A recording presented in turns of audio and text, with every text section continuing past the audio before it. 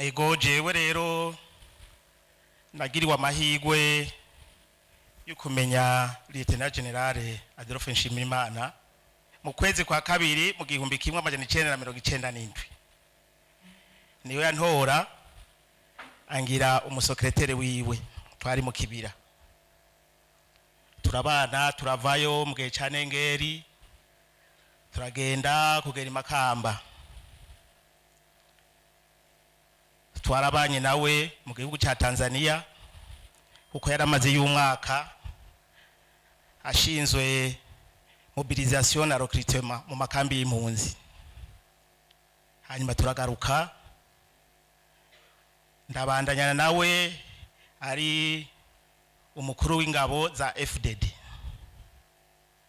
nongera ndamarana nawe igihe gitoya amaze kuba icegera c'umukuru w'ingabo zo kwivuna basi z'u Burundi FDNB. Sinzi wavuze ati kugira umenye neza tu umuntu ndamuzi hari ibice bitatu mu mwarabanyemwo nuko mwarapfunganywe mu gasho canke mwaragwaranye canke mwari ku rugamba rumwe. Urumva rero je nico cyanyuma mpereje ko mu rugamba murabizi so gusemagura amasoro hari ibibazo ico rero je no vuga kuri yakwigendera Lieutenant General Adolphe Nshimirimana nohera ko yari umuntu adapfa guhabuka agacavuga leta nukuba mburukenge kwa mufisa amakenga y'ikintu cyose ivyo rero byaramufashije kuko byo je namubonye ko byo kutubera umuvyeyi koko aho atari nk'umukura dutwara wamenga turi famiye yumviriza abantu bose gushika abantu bose twebwe yatwara n'abandi wasanga bamukunda cyane yari umuntu yatanga impanuro akahanura abantu bose. Ikindi kintu nabonye yari umuntu yiha amahoro abo twari kumwe barabizi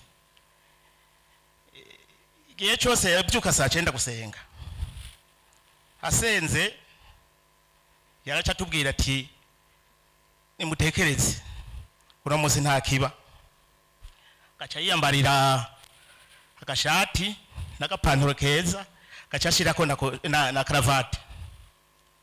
Urumva yaraturemesha ubonye umushefu wawe yambaye cravate nawe washuja ngaho karemo kavuga ati uno munsi reka nanje numve kumenga ndaza kuruhuka. Kuri ubwo butwari bwiwe rero kine nabonye ni kintu yarafise cyo kwicisha bugufi. Murabona mubona mu gihugu iyo umuntu aronsa amabanga asumbirije hari igihe ashaka kugara kwegeza abandi nyuma. Jewe rero ndamwibuka bamugize umukuru w'ingabo za FDD nukuri je mu byo nabonye atanakimwe cyahindutse hubwo icyo yagize ikindi kintu jewe naguma ndamubaza ati mbega ico kintu uri kuragira nigiki. Yatanguye kutubwira ati genda mu makambi y'impunzi muje muhamagara abantu bose baciye ngaha bagiye harabagiye ku bubegito bwabo hari n'abagiye kuko hari abantu babatumye bagenda. Jewe rero nk'umuntu ntabona neza ibyarimwo naramubaza ati none aba bantu badutanye urugamba bakagenda ubu baragiye kwiga amashuri none bizoca bigenda gute? Yacambarira ati igihugu c'est comme un océan ibibanza biriyo ntavyo muzomara kandi ntavyo uzokwishoboza. Titurakeneye rero abantu bajya twari kumwe n'abandi tutari kumwe. Murumva uwo mutima si wa twese. Hanyuma ikindi namubonye ko yari umuntu afata ingingo mu mwanya wo, kugira umutima butwari nk'uyo, ntugire icyo utinya iyo wafashe ingingo ukabona ko ayifashe mu mwanya nyawo ukayihagararako. Ndabona ko n'ingabirano zidafise na bose. Nkaca mvuga rero nti none ko nyakwigendera yagiye, ubu hakenewe iki? Ubu mwaka tuguma tuvuga duti twibuke twibuke twibuke.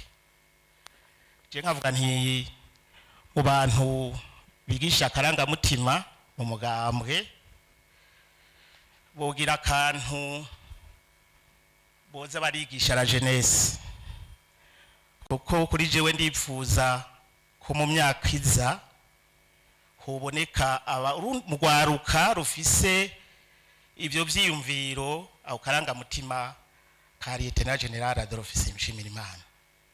Ico jewe muri make nofata uwo mutima w'ubwitonzi yari afise, uwo mutima w'ubutwari, uwo mutima wo kudakumira n'abatoye ukabegera, kuko nta muntu n'umwe abura icyo afasha.